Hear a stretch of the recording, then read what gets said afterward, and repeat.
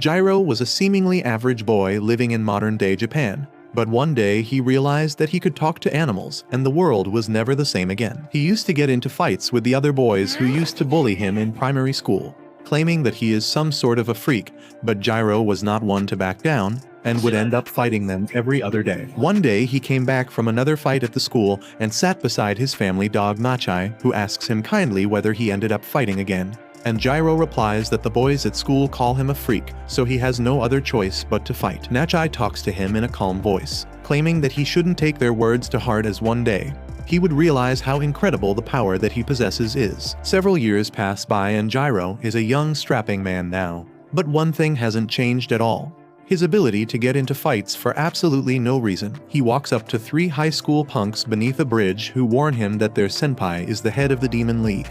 But Jirou seems completely unbothered as he picks his nose, and replies that he doesn't care and think that his senpai is just a prick and nothing else. Hearing this, the goon gets mad and tries to punch Jirou, but he is too fast for the punk and dodges the hit easily before kicking the man down into the river. The other 2 boys get a little scared, wondering what kind of ninja moves were that. But Jirou is not someone who backs off easily, and starts teasing the other 2 guys as well, forcing them into a fight. Both of them decide to attack him together, but they are no match for Jirou, who easily outclasses them and sends them all running beaten and wet. Suddenly Jirou hears the voice of someone from behind, thanking him for the help, and he turns around to see a crow and a cat walk up to him. The cat thanks him once again, claiming that lately those goons have been creating a lot of problem for them, but the cat is more worried about Jirou, as the goons might decide to take revenge on Jirou sooner or later. Jirou tells them not to worry about it, as he knows how to move around these situations. With that, he bids them goodbye and moves back towards his house. He finds his dad waiting for him,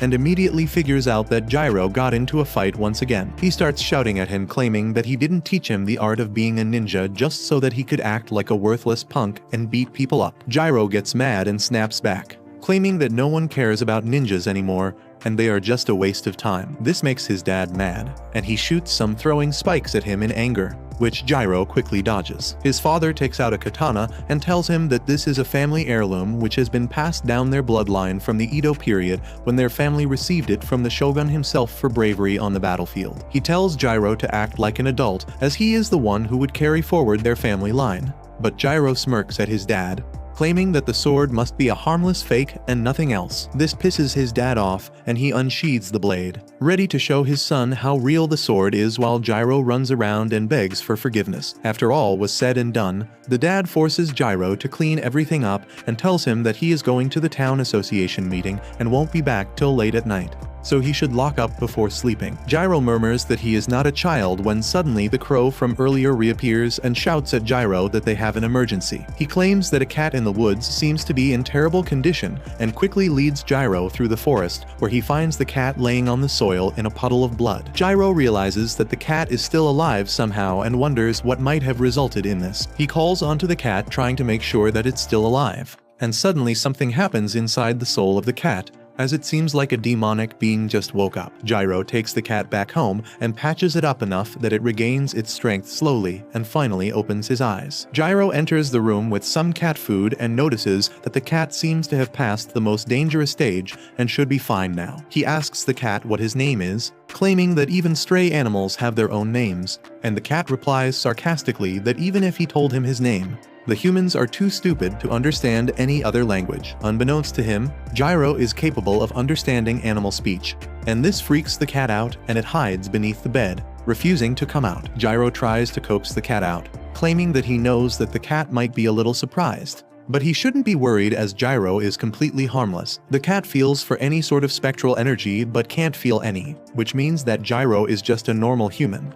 But he can't understand how the hell can he understand animal tongue. Jirou finally decides to try some other way out and brings out his secret weapon, which is kitty treats. It doesn't take long for the cat to come out and start chowing down on the meal, while Jirou sits beside him, pleased with himself. After finishing the meal, the cat looks at Jirou, claiming that he is not a cat, but an immortal named Reigo. People also call them a mononoke. Jirou is confused. What the hell is the cat talking about?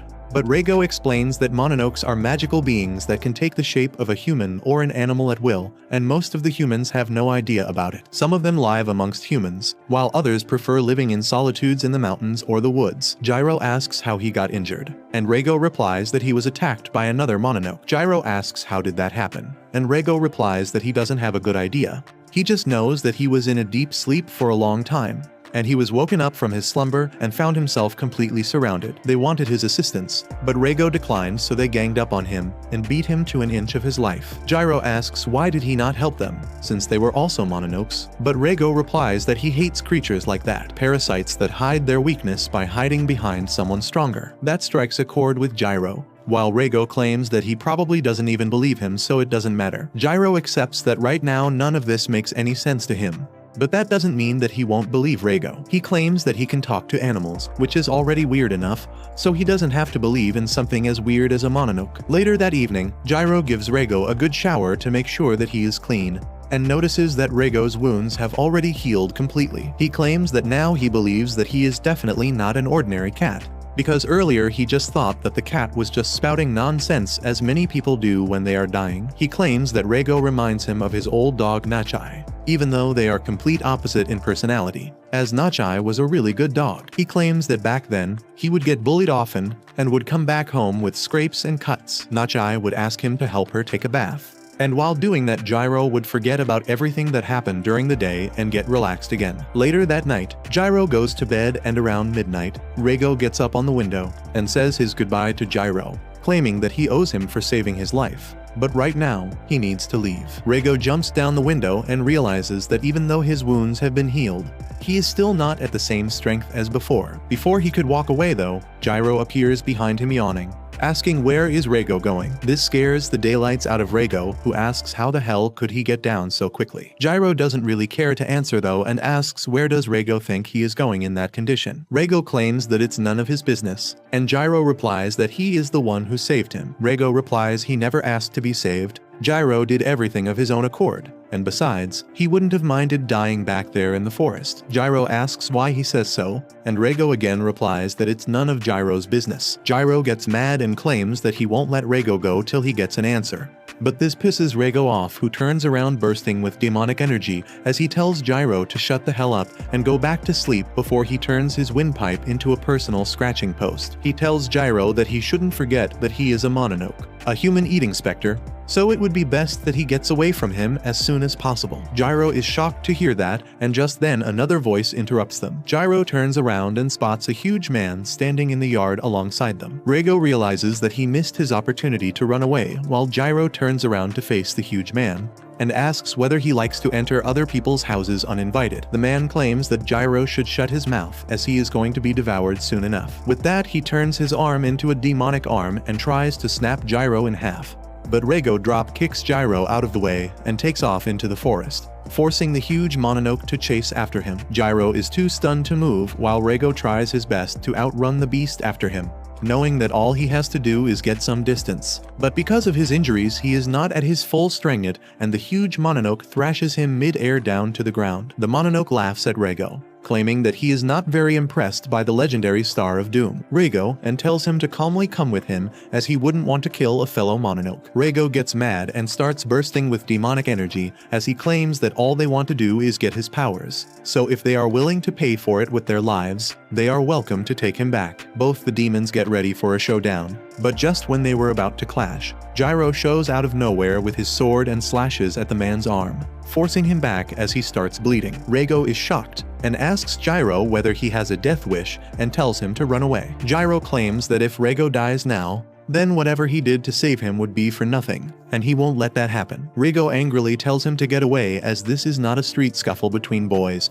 but it's too late now. The giant demon gets mad and transforms into a weird Bigfoot-looking monster. The huge monster is amazed that Jirou doesn't seem to be fazed by his huge size or the fact that he is a human-eating demon, so he attacks Jirou outright to see what he can do. Reigo thinks that Jirou is done for, but to his surprise, Jirou manages to escape and appears behind him with a sword. What Jirou didn't expect was the monster to be so fast, as he appeared behind Jirou mid-air and stabbed him with his finger, making a shish kebab out of him. Jirou starts spouting blood, but still he tries to swing his sword, but the monster is too quick and dodges it again. Jirou falls to the ground in a pool of his own blood, and the life starts to drain out of his eyes. Reigo walks up to him completely stunned, thinking about how weird of a human Jirou was. He saved a mononoke for no reason, and was willing to give his life away to save a beast who would eat him the moment he gets a chance. The Bigfoot monster laughs at Jirou and tells Reigo that he must haven't eaten food for a while and must be hungry, so he should eat the human and get back his strength so they could have a better fight. Reigo turns around with anger in his eyes and tells the mononoke to shut his trap, claiming that he is going to die soon. With that, he thinks about how he can eat Jirou and get back to full strength, but he won't do it, not after what he has done for a mononoke. Instead, Reigo collects all of his spectral power and dumps it into Jirou, sacrificing his own form to save Jirou's life. The monster is horrified as he screams at Reigo, asking how could he give away his powers to a human. But Reigo tells him to shut up and Jirou stands up once again. He has no idea what the hell is happening. But Reigo tells him to focus on the fight right now. He dodges the monster's continuous attacks while Reigo tells him to get ready to attack. Jirou claims that there is no way he could do anything to that monster. But Reigo tells him not to worry and just punch the mononoke at the right moment. Jirou believes in him and matches the timing perfectly. With Reigo's powers, he completely obliterates the monster, tearing him in 2 pieces and killing him. Before he could understand what has happened to him though, a woman pulls a knife on him and tells him not to move. Suddenly, a guy appears smoking a cig and tells him not to worry as they are not mononokes, but just your average civil servants from the Department of Espionage. He claims that they are taking Jirou into custody, but Jirou tries to talk back and immediately gets hit on the back of the head by the woman, knocking him out cold. The soldiers that are dressed up like stormtroopers start bickering amongst themselves about who will handle Jirou's unconscious body as they are scared of him. But before they could reach a decision, the woman who pulled up a knife on Jirou decides to take care of the situation as she dragged Jirou by his leg, as if he is a carcass that she just shot. Meanwhile, Jirou is lost in his dreams where he finds himself in a completely white area and spots Reigo standing in front of him, looking like a mist. Reigo claims that Jirou himself has a huge gaping hole in his chest, and that confuses Reigo till he looks down at himself and spots a huge hole.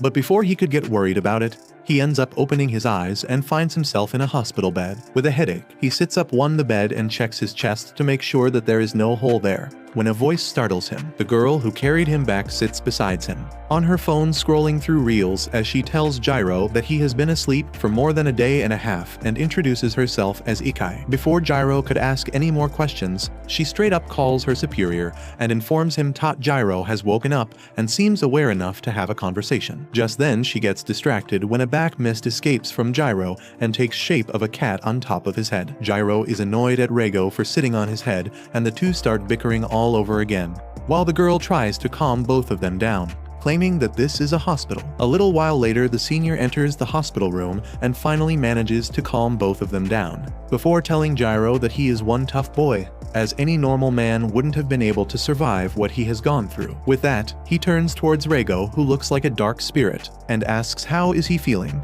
But Reigo is much more skeptical about these people, and tells the man to mind his own business if he cares for his own life. The man realizes that Reigo is much more careful than he anticipated and doesn't trust him. But at the same time, he doesn't seem to mean any true harm either. To gain their trust, the man decides to do a round of formal introductions and introduces himself as Shiba from the Bureau of Espionage. Jirou butts in, claiming that he knows who he is working for, as he said that already before. What Jirou wants to know right now is why they were taken in by them. Shiba is surprised that Jirou remembers all that even after being bonked on the head. He turns towards him and asks whether he knows anything about a group called Oniwaban. Jirou raises an eyebrow as he has heard his dad talk about them, and replies that he knows that they existed during the Edo shogunate and were undercover agents selected by the shogun himself. Shiba is honestly surprised that Jirou knows all that, and replies that their job didn't end with the Edo period. In fact, they were carried forward through time, even to this modern day where they are known as the Bureau of Espionage. He claims that finding intelligence and counterintelligence in their own country and outside the country is their bread and butter, and moreover, their job is also to find and destroy the mononoke. He continues that mononokes rarely create any big incidents, and big incidents are generally caused by humans themselves, so most of the time their job revolves around guarding VIPs and investigating dangerous organizations. Shiba claims that his particular department focuses on the mononokes,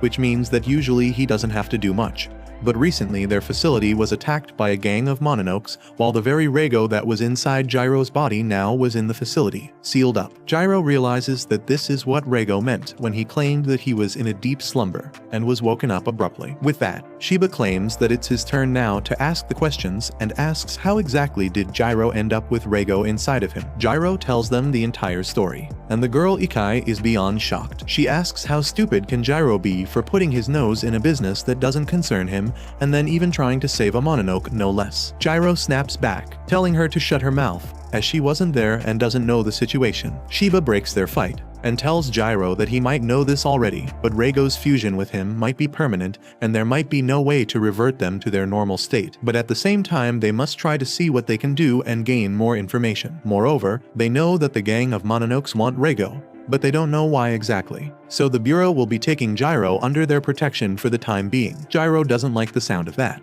but Shiba claims that he doesn't really have much of a choice as a missing persons complaint has already been registered for him. He claims that Jirou will be shifted to a different facility the next day and warns that the hospital has multiple guards, so trying to escape would be completely useless. Jirou sits inside his hospital room all alone, bored out of his mind, thinking whether he will always be stuck in solitary confinement like this. Reigo laughs, claiming that he warned Jirou not to get involved, but he didn't listen. He claims that the Bureau is the one who sealed him away, so they are not going to treat Jirou like a human. And moreover, the mononokes who wanted to use Reigo's powers are still out there, and they won't sit with their hands tied and will surely try to get to Jirou. Before Reigo could even finish though, Jirou starts throwing a tantrum and gets up from the bed, telling Reigo to be ready as they are breaking out of here. He claims that he is not going to sit and let someone else dictate what he can and can't do. Reigo claims that there are guards waiting outside the room, and he is not going to help Jirou get out of another mess that he creates. Jirou claims that he will manage everything by himself and looks at the crows sitting outside the window. Outside the room, 2 special agents are posted to keep an eye on everything, when suddenly they overhear a bunch of ruckus coming from inside. So they open the door only to get attacked by a bunch of crows at Jirou's command. Jirou runs out past them and escapes out of the hospital to his freedom. By the time sun was setting, he was on a bridge a little distance away from the hospital, thanking the crows for their help and hands over a plastic bag of snacks in return for their help. With that, Jirou returns back to his home to find his dad, but his dad ends up finding him instead right outside his home. Jirou tries to come up with an excuse, but his dad doesn't respond and tells him to follow. Jirou walks behind his dad, who leads him to an empty ground, and when Jirou asks why the hell did he bring him here, he receives a punch to his face, which sends him flying to the ground. Jirou apologizes for being missing for 2 days, but his father claims that Shiba has told him everything, and how he was taken by the Bureau of Espionage. He claims that he can't believe his own son is merged up with a mononoke. Jirou is surprised and asks how the hell does he know all this, and his father replies that he knows everything because he himself was a member of the Bureau of Espionage once. Suddenly Reigo comes outside of Jirou in his spectral form, claiming that he did feel weird about the old man and his deadly intent, and now he knows why he felt like that. The old man replies that he is not going to let the Bureau or a mononoke exploit him, so instead he is going to kill Jirou and Reigo before taking his own life as well. With that, he starts powering up while Jirou has no idea what to do. His father explodes into motion and tries to land an axe kick, but Jirou dodges away. It was not enough though, as the old man closes the distance before Jirou could ever react and lands a combo of punches that Jirou is not able to block. He falls to the ground again, bleeding from his mouth and breathing hard, while the old man claims that he was able to teach Jirou enough for self-defense and still had to train him into becoming a full-fledged warrior. But that dream will stay a dream. With that, he explodes into motion and jumps to finish Jirou off. But Reigo intervenes and uses his spectral claw to block the attack and push the old man back. He tells Jirou that the old man really intends to kill him, so he should start taking it seriously. Jirou gets pissed though and tells Reigo not to come out till he tells him to. He thinks about the time when he was young and would climb a tree to save a kitten, but didn't know how to get down. His father was always there to catch him in case things went awry. He got scolded about it, but his father was always there. The old man looks at him menacingly, claiming that for years he fought against his fellow men and the Mononoke in the Shadow Realm, a realm which is hell itself, and he did all he could to make sure that Jirou was kept away from that. But now he has spilled water all over his plan by meddling into things that he shouldn't have. Jirou smiles, claiming that he has no regret and promises to get out of this situation on his own. The old man gets pissed and rushes at him to land a punch, but instead of dodging, he headbutts the punch to try and slow down the momentum.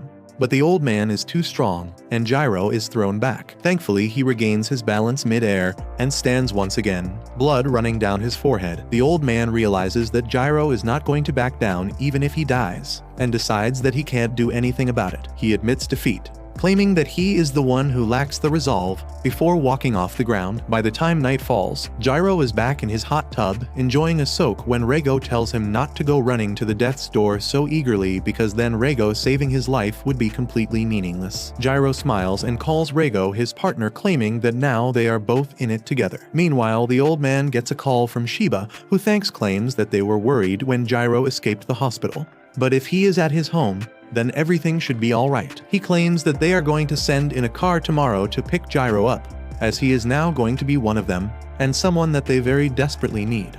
The next morning, he wakes up early to pack everything up, while Reigo questions whether he thinks this is a good idea. Jirou, on the other hand, doesn't seem like a person who cares too much about thinking things through, but Reigo warns him that he has no idea what these people are, and now that he has Reigo's powers as well, he is one of a kind, and they have no idea what these people might or might not do to him. Jirou smirks, asking whether Reigo is developing a soft spot for him, but Reigo immediately tells him to shut his mouth. By the time he packs everything up and goes down to meet his dad, Ichai arrives looking all annoyed, claiming that she is here as his guard and chaperone, to make sure that he doesn't do anything idiotic like running away. She shows him that the company truck is waiting outside and that he will ride in the back with her. Jirou gets annoyed by how she looks at him as if he was an insect, and turns around to say goodbye to his old man before leaving with Ichai. His dad tells him not to die, and Jirou tells him that it's not that easy to kill him before leaving his house to start his new journey. As soon as they get inside the truck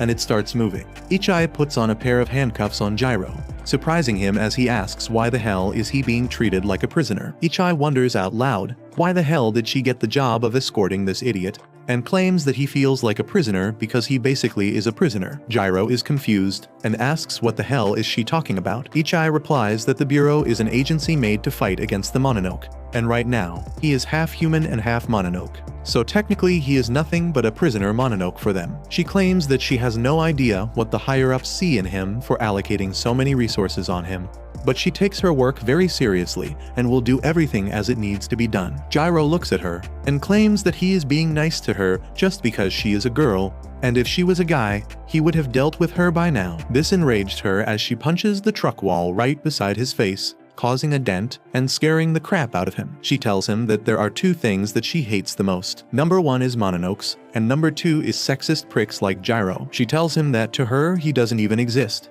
so it would be better for him to shut his dumb ass up so she could do her work in peace. Just then Reigo appears beside Jirou, telling the girl to shut her trap, as he was trying to nap, but clearly the two of them are not going to let him have any sleep. He looks at the girl, claiming that the Bureau must be really short-handed if they sent just one girl to guard them. Ichai looks at him with disgust and tells him that she doesn't talk to dirty mononokes, but Reigo continues, claiming that she has other issues to deal with right now. Meanwhile, the two drivers that were driving the truck start getting into an area which seems to be covered with thick fog. One of them wonders why there's so much mist here, but the driver claims that they are heading towards a mountain, and the mist must be coming from there. Suddenly, the driver spots someone standing in the fog in the middle of the road. He turns around to tell the other guy beside him, but the moment he turns his head, he sees that a man with some weird glasses has taken off the head from the body of his friend. Inside the back of the truck, they suddenly hear a scream and a loud jolt that completely sends them sprawling as the lights start flickering. Ichai realizes that something has gone horribly wrong. She gets up and tells Jirou to stay inside the truck while she goes out to investigate, and Jirou tries to protest, but she shuts the door and climbs out. She looks around and realizes that they have entered Spectral Mist Zone. She was starting to wonder how the hell could she make such a big mistake when suddenly she hears a voice coming from behind and spots the man with the weird glasses sitting on top of a giant man-looking creature devouring the two drivers. He claims that he was pretty excited for this mission, hoping to get some good action against the Bureau, but all he got was two useless drivers and a guard that to a female. Ichai gets annoyed, mumbling that all men are misogynistic and sexist pricks, before tapping on her watch and transforming into her battle uniform. which doesn't look much different to be honest from her normal look. The glasses boy finally gets excited and tells the giant idiot to stop chewing like a moron as they have to fight again. Suddenly, the mist covers them once again and they turn into their mononoke form. Ichai immediately takes out her gun and starts shooting as if she is in an American high school. But the giant doesn't seem to be affected in the least, as he simply blocks everything off with his arms. Meanwhile, the other guy uses the distraction and attacks her from behind. She manages to dodge it,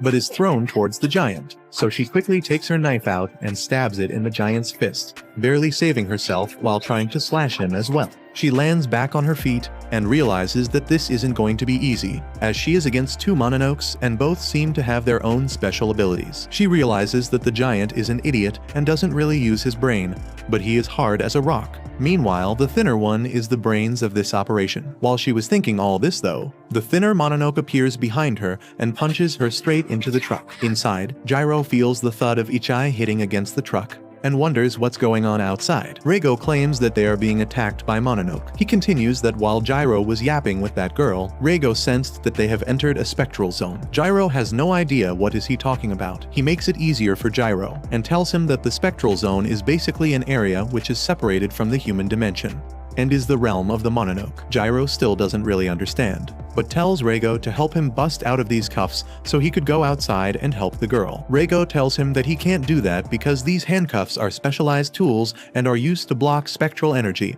so he can't do anything right now. Jirou gets pissed and claims that he will get Ichai to take them off then. But Reigo claims that he should just let the Bureau and the Mononoke fight it out while they scram, because to both of them, Jirou is nothing but a piece of meat to be used and experimented on. So why should he get involved? Jirou claims that there is a person fighting outside for their safety, and he can't call himself a man if he sits inside twiddling his thumbs and doing nothing. Just then, the conversation gets interrupted by the giant punching the back of the truck, splitting it in two, causing Jirou to be sent flying. The thin Mononoke jumps on top of the truck and looks at Jirou, claiming that for some reason he was told to get him back alive. But he doesn't really care much. He still gives Jirou 10 seconds to make a decision whether he would surrender peacefully or become food for them. Jirou immediately turns to Ichai and tells her to untie him, but Ichai refuses. Jirou gets mad, calling her insane, but the thinner Mononoke claims that 10 seconds are over, and now he is going to be eaten whether he likes it or not. Jirou again tells Ichai to get him out of these cuffs,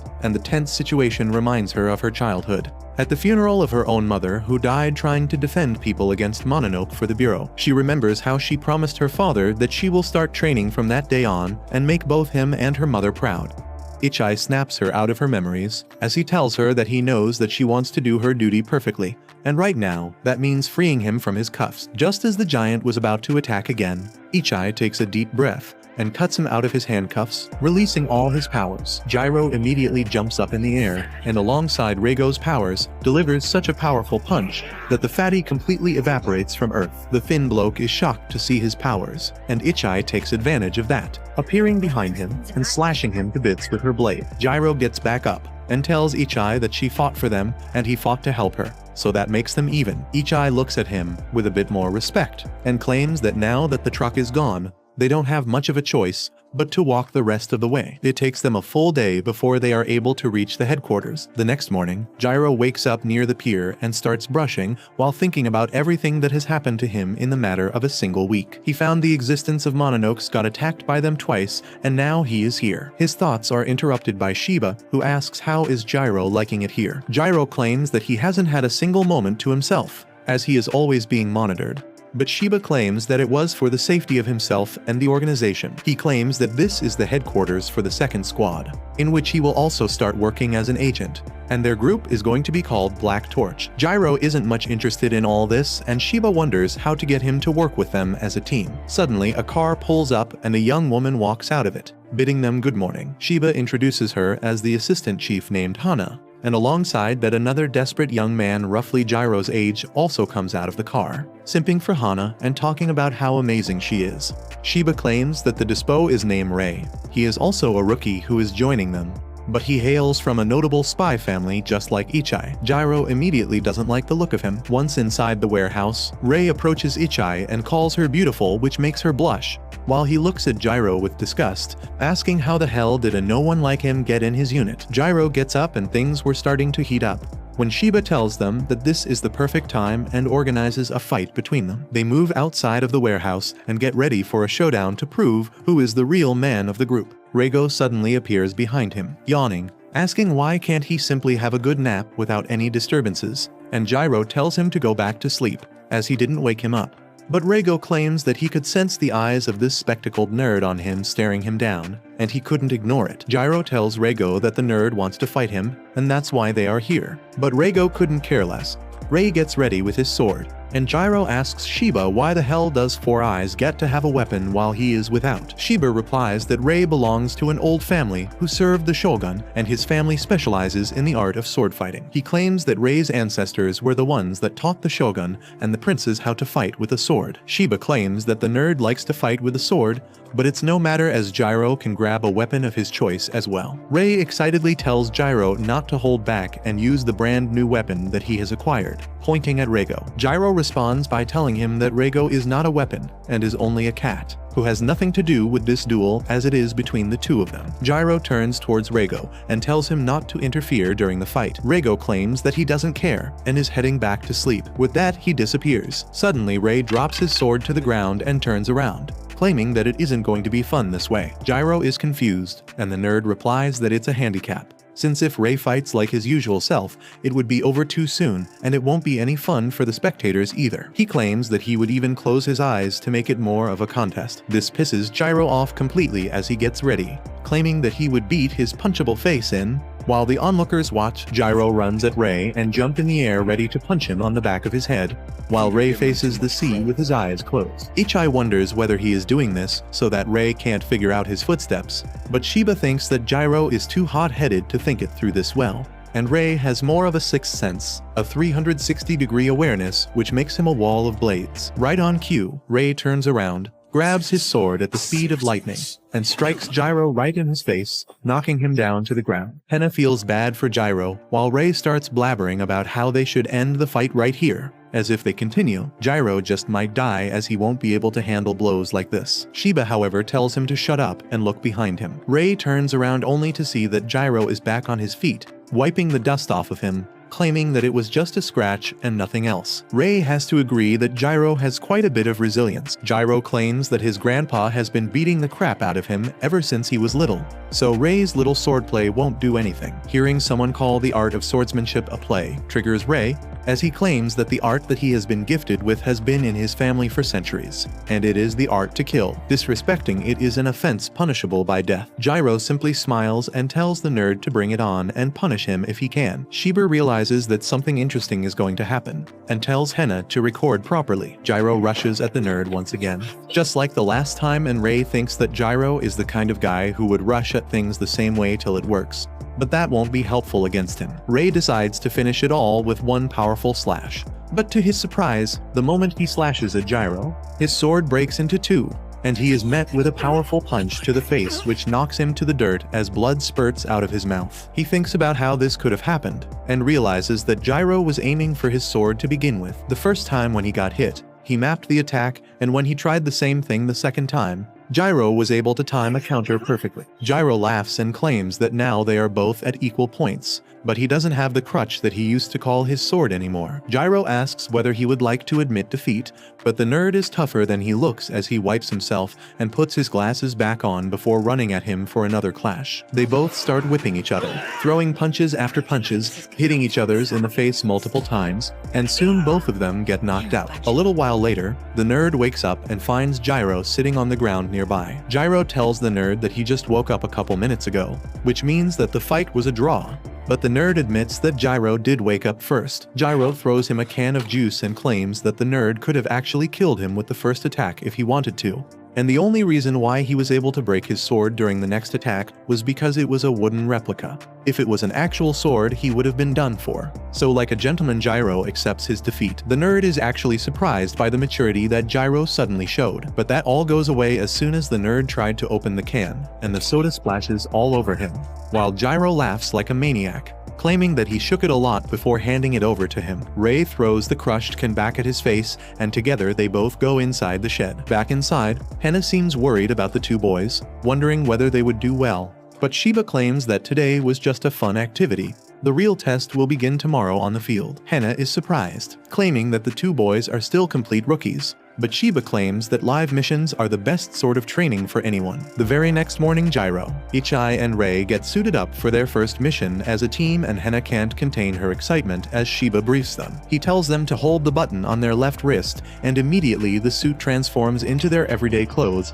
so that they can blend in with the public. Shiba then tells Jirou to double tap the button, and the moment he does that, he turns completely invisible to others. Shiba claims that the invisible mode is still a new addition and should be used sparingly as it has some negative effect on other gear. He tells them that they will learn the rest while using them and loads them up in a car before leading them to a shrine. Jirou wonders what the hell are they doing at a shrine, but Shiba claims that the shrine is one of the hidden locations of the Bureau, and they are here for some things. On the way, Jirou notices a guy in a hoodie eating a chocolate bar as if he is an animal.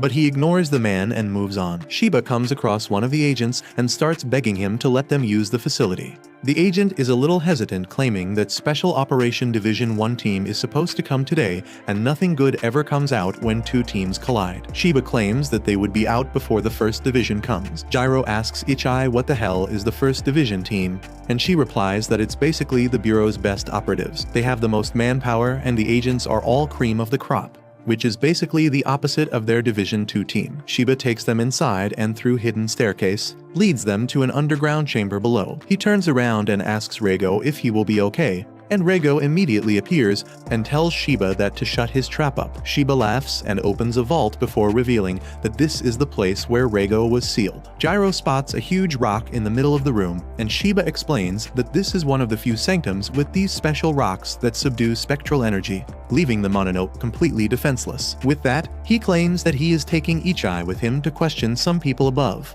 and Rei and Jirou should ask Reigo about the day he was sealed. With that, Shiba leaves, and Reigo tells Jirou that he has no idea what happened the day he was sealed as he doesn't remember anything. Jirou tells him to stop joking as there is no way he would not remember something that important, but Reigo angrily replies that he doesn't need to lie about it. He simply doesn't remember anything. Before Jirou could argue, Rei claims that amnesia is not far-fetched in cases like these, so most likely Reigo is telling the truth. He claims that Reigo must have been transferred into a special rock like this, which is basically hell for Mononoke, and no one comes out of this unscathed. Reigo must have been lucky that he only got some amnesia. With that, he turns towards Reigo and asks what happened the day when he woke up from his slumber. Reigo replies that he woke up surrounded by a bunch of Mononoke in this chamber, and they shoved a tablet in his face through which a man talked to him, and claimed that he wants Reigo to lend them his power so that they could eliminate the humans. Reigo wasn't interested though, so he managed to fool them all and run out of there before anyone could do anything. Jirou thinks that the only way to sort all of this out is to beat the crap out of all the enemies that come in his way,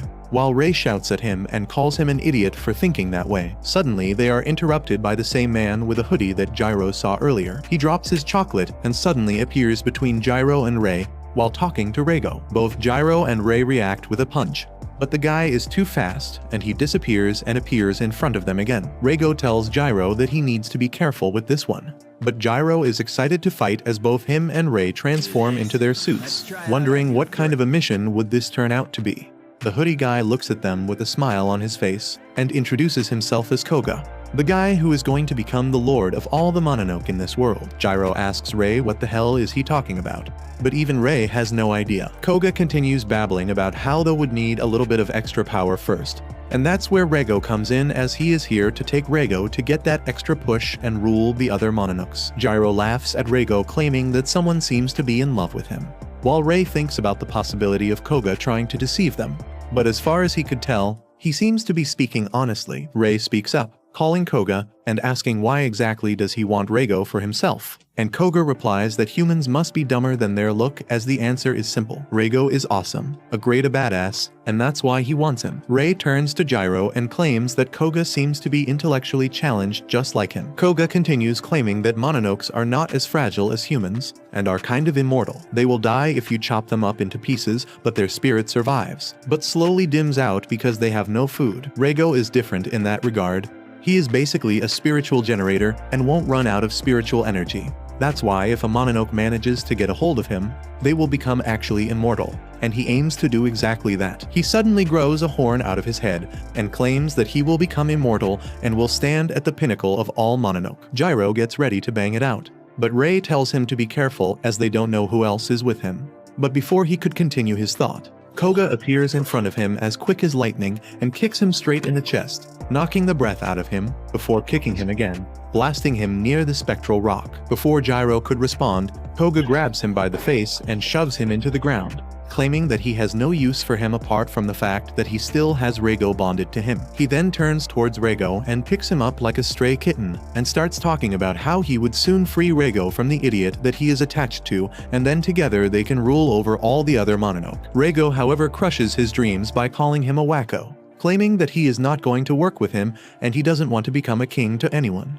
so he could take his kingdom elsewhere. Hearing this, Koga starts crying and shaking Reigo, asking how the hell could he say something as insensitive as that. But just then, Jirou tells him to shut his mouth as his voice is irritating and grabs his feet to prevent him from moving away. Just then, Ray gets into position as well, and with an incredible speed, he sends an aerial slash towards the mononoke, pushing him off of Jirou and causing some damage. He tells Jirou that Koga must be a truly formidable opponent, as his attack should have sliced any normal mononoke into two halves, but it barely scratched Koga. He claims that sooner or later the people above will realize that they are in trouble, but they can't wait for their help, and will need to deal with this issue by themselves. Koga shouts at them to shut up, as he claims that humans are all weaklings, but they pretend to be strong just because they outnumber the mononoke and think that they own this planet. He turns towards Ray and claims that he is going to die first, but Jirou will have to live, as he is going to be a carrier for Reigo.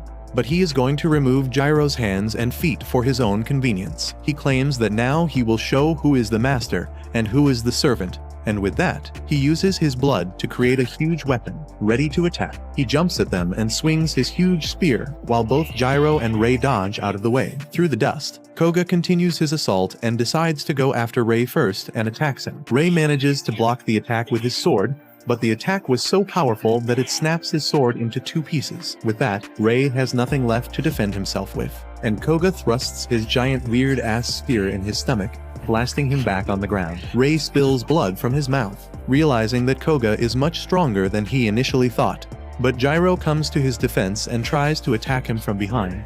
But Koga is too quick, and manages to block the attack with his spear, before getting mad at Jirou's power and punching him back, asking where the hell is the power that Reigo gave him. The punch sends Jirou flying and down on the ground once again. Koga walks towards Reigo, claiming that soon he will take him out of the pathetic human, and he will feel alive once again, but Jirou manages to get back up once again, claiming that he is not his suitcase for carrying Reigo. With that, he calls on to Reigo's power, and Reigo agrees that Koga is pretty demented and needs a good beating. The combined power creates a black aura around Jirou's fist as he hits Koga straight on, causing a huge dust cloud to erupt. Ray is shocked by the power of Reigo, but as the dust settles they realize that Koga ate that shot up and got pretty injured. But he is still completely fine. He starts acting weirdly again, telling Jirou to please hand Reigo over as he loves the power that Reigo has. But Jirou refuses. Suddenly Koga realizes that reinforcements are coming, and right now he is not in the condition to deal with them, so he decides to dip for now. He tells Jirou that he should take care of that mouth, as it will get him killed one day. With that, he creates a portal and gets out of there just as Ichai runs in with another older man named Toke, who is from the first squad. They get out of the facility and sit back outside near the shrine, while Shiba talks to the leader of the first squad, who warns him that his antics will result in a disciplinary hearing. He tells her to take it easy, but she simply rolls off in her whip, leaving Shiba and his team behind. Shiba turns around thinking about how in his mind, both Ray and Jirou qualify the entrance test as they manage to hold their own against a seriously powerful mononoke. He asks Ray if he is doing alright, but Ray didn't like his performance, as he thinks about how completely useless and powerless he was while the mononoke was beating him left and right. He thinks about how if it was not for his uniform, he would have been dead by now. Ichai thinks about how if she was strong enough, she would have realized that something was wrong and might have been able to help him. While Jirou thinks about what the hell Koga wants from him and Reigo, Shiba tells them not to worry about what happened today as it was just a team bonding exercise, and now he knows that they will be able to work better as a team. The next morning, he gets them ready for a training session, claiming that today would be the day for conditioning. Before he could properly explain what was about to happen during the training, a young girl appears on top of the facility, laughing and jumps down towards them hoping to glide or something, But obviously the little idiot straight up crashes on the ground before getting back up, claiming that she will be training them today. With that, she goes and sits on top of Shiba's shoulders, while Shiba explains that the girl is named Fuyo and is a mononoke. He tells them that while the Bureau eliminates any mononoke they see, they also spare the friendly ones and take a more collaborative approach with them. Fuyo warns them that she is not the one to bow down to any humans, as should be apparent by the fact that she is sitting on top of a human. She then turns around to face Reigo and claims that he looks quite cute and cuddly for a dirty stray. While Reigo calls her a tiny pipsqueak, they both start arguing against each other, calling them names, but Shiba tells them to stop as the training is about to begin. He tells the three rookies that mononokes are capable of inducing hypnosis and hallucinations, so every agent should be capable of breaking free of such things. Today's training session would be about that itself. The objective is simple: get out of Fuyo's hallucination spell safely. With that, Fuyo gets ready and casts a flowery spell, which encases all three of the rookies into a closed lotus. Once inside, Rei finds himself in a shallow pond surrounded by lotuses. He walks forward wondering what kind of a world is this, and how will he be able to break out of here. Suddenly, he finds himself at the edge of the pond and spots a familiar-looking cave in front of him. He tries to remind himself that this is just an illusion. But then he notices a young man with white hair coming out of the cave with his sword out. He recognizes his brother, and again tries to remind himself that this is all just an illusion. But his brother calls out to him before jumping in to attack, while Rei barely manages to get his sword up in time and defend against his own brother. Meanwhile, Ikai is in her own dream. She spots her younger self gardening happily with her mother, who asks Ikai whether she wants to be a gardener when she grows up. And the little Ikai replies that she wants to be a spy just like her parents. Just then her mother gets a call for work again, and just like any other day she left Ikai to play while she went on a mission. Not knowing that it's going to be her last, her mother never returned from the mission, and a funeral was held, which she barely remembered because everything felt like a blur. Ever since that day it felt like laughter was distant to her, and she poured everything that she had into becoming an agent. She started running every single day to get faster than before, and slowly after she was grown up and good enough, she was called to an underground facility where an agent read a note by her father. She was shocked to see a statue in the likeness of her mother in the middle of the underground chamber, but her father in the letters told her that it was in fact her mother, trapped in a spell which turned her to stone, but she is still alive. Ever since that day, her one goal was to find the mononoke who did that and turn her mother back to normal once again. She touches the statue in the illusion, and suddenly the statue starts shaking, and a monster emerges from within, ready to attack her. Meanwhile, Jirou has been running around in circles during this entire time trying to find an exit, when he suddenly ends up coming face to face with a huge shadowy demon. Reigo seems to recognize it, but he knows that they are in a hallucination, so it can't be real. Jirou, however, doesn't really care, and gets ready to smash it to pieces. Back near the cave, Rei remembers how it used to be when he was younger, always sparring against his twin brother Shin, who was just minutes older than him, but was better at sword fighting than he ever was. Shin easily knocked Rei to the dirt every single time. One such time he remembers how after being bloodied up, their father praised Shin for showing excellent swordsmanship. While Rei was still on the ground, Shin beams at his father, but then immediately picks his brother up, and then starts patching him up. Rei jokes about how he has another scar to hide now, while Shin apologizes, claiming that he wasn't going to go that hard, but he ends up losing himself in the flow. Rei tells him not to apologize, claiming that to be the leader of their clan, Shin needs to get stronger, and if for that to happen, Rei has to be a stepping stone, he would gladly do that. Shin laughs at the comment, claiming that Rei is no stepping stone, and tells him that no matter who the head of the family is, they will always be brothers. Shin talks about how it's reassuring to have a brother to watch his back, and in case Shin fails to be the family's head, it could always be passed over to Rei. Rei smiles at that point, but he knew that it would never happen. Even though they were twins and had been together all their lives, Shin was somehow just a little bit better at everything compared to Rei. And at this point, Rei has accepted that he will always have to live in the shadow of his brother, and he doesn't feel any worse about it anymore. Things continued like this, when finally the day for the Rite of the Sword that decides the succession arrives. The Rite of the Sword is a special ritual for his family, as it chooses the new head for the family, and it happens in the dark cave surrounded by trees behind their house. In the deepest parts of the caves, a special blade which is protected by his family for generations is sealed. The name of the blade is Hell Tempest. Long ago, that blade got possessed by a mononoke, and the task to complete the rite of the sword is to overcome the spirit within and control the blade. Rei remembers seeing the rite of sword once when he was very young, but the only thing he remembers from that day is how scared he was. Their father prepares Shin for the rite, telling him that the curse within the sword grows stronger by each passing year, so he would have to resist the curse with all his strength. Shin smiles and claims that he will be back in no time, and goes inside the cave with a happy spirit, while Rei stayed outside, knowing that Shin will overcome the spirit no matter what. Shin was correct that he won't take much time,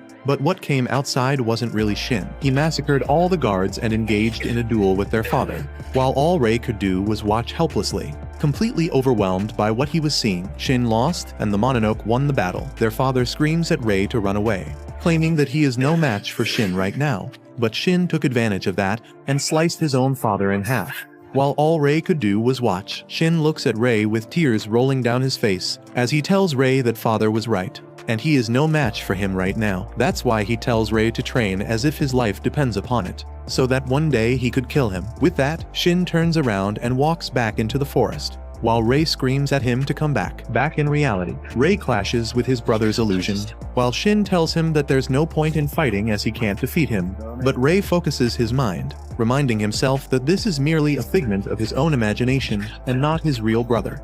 Shin attacks him once again, but Rei blocks the attack before pushing him away. With that, he gets ready for one final clash, and both of them rush at each other with speed. But the illusion was no match for Rei, who easily destroys it and passes the test. Meanwhile, Ichai is still battling against her own demons as her mother, in the form of a mononoke, attacks her while she dodges it again and again. She remembers how calm and collected her mother was, and with the same resolve she takes her knife out and slashes at the monster, destroying it immediately. With that, even she returns back to reality, and finds out that Rei also just came out. Shiba congratulates them both for making it out of the trance within 10 minutes. And then he turns towards the last lotus containing Jirou and Reigo. He wonders how they are doing, as they are special cases in this setting. The lotus test brings out the deepest insecurities that are hidden in the soul, but in this case, there are two souls fused into one. Back inside, Jirou dodges the monster's attack one after the other, but realizes that this monster is too quick for his size, and he wonders what the hell even is this thing. The monster laughs and replies that it will show him what it really is, and with that, it explodes and starts chasing after Jirou, while he runs away. Back outside, Fuyo realizes that something has gone wrong, and as she opens her eyes, she notices that her pink lotus has turned jet black. Shiba asks what's wrong, and Fuyo replies that she has lost control of the lotus, and she thinks this is because of Reigo. She claims that usually she has full control of the situation and can abort the training session if things get too dangerous, but right now, she has no control over the situation, and Jirou will have to break it out of this on his own.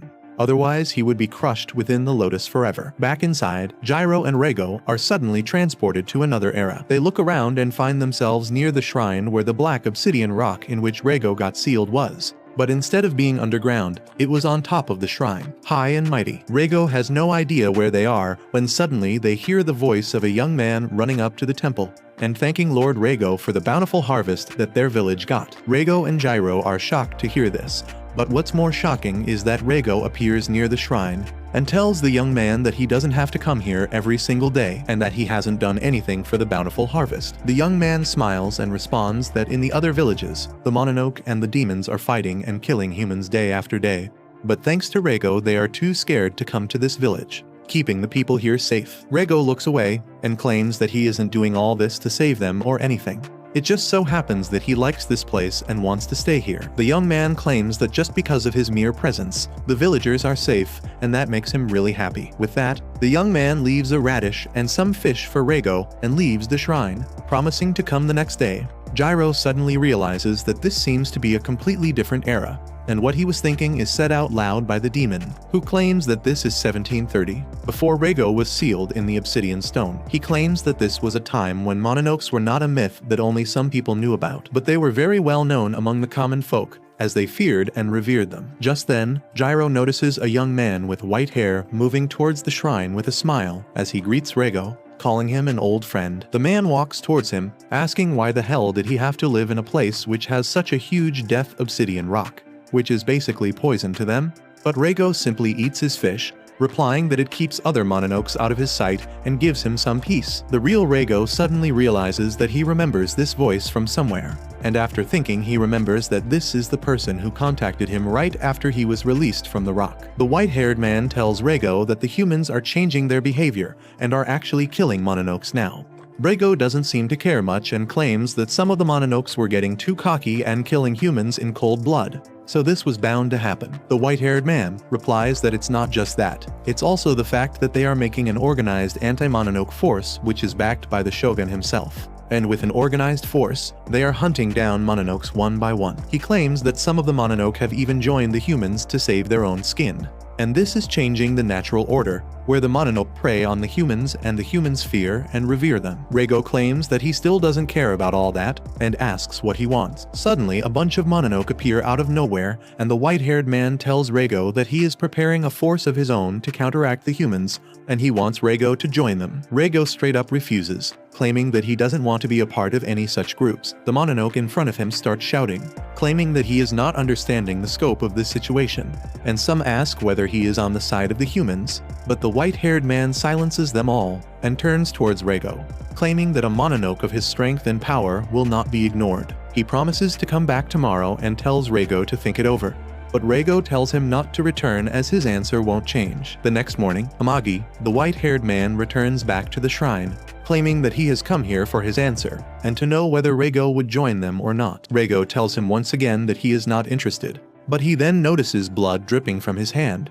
while Amagi laughs, claiming that the village is really nice, fertile and filled with humans, so he had a snack on the way. In his hand was the severed head of the young man who brought Reigo fishes every single day. This pushes Reigo over the edge and he transforms into a huge monster, making Jirou realize that the monster they were fighting before was none other than Reigo himself. Amagi immediately turns into a mononoke, while Reigo charges a magical spell and blasts Amagi straight on in blind rage. The strength that Reigo possessed was so strong that every single thing in the area, the shrine, the mountain, the forests, all the mononokes that Amagi brought, and even every single villager was completely demolished. Amagi himself lost an arm and was in terrible state, claiming that Reigo is just as strong as he imagined.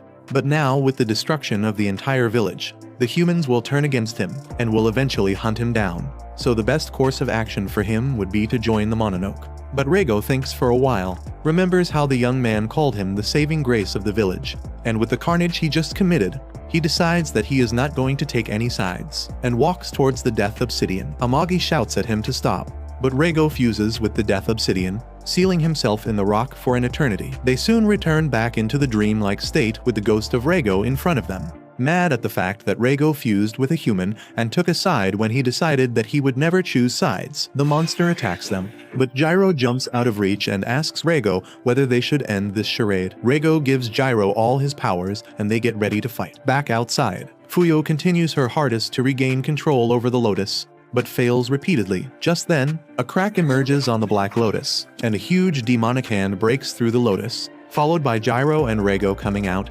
angry at the fact that they were the last to finish the task. Soon, over some sodas, Jirou explains everything he saw, and Shiba realizes that they have found some really interesting news. Hana asks whether she should report this to the higher-ups, but Shiba refuses, claiming that they would use this information as leverage, and starts coming up with a plan to go forward and find the Amagi. But that's where this video ends. Remember to like and subscribe to the channel. Thanks for watching, and I'll see you next time.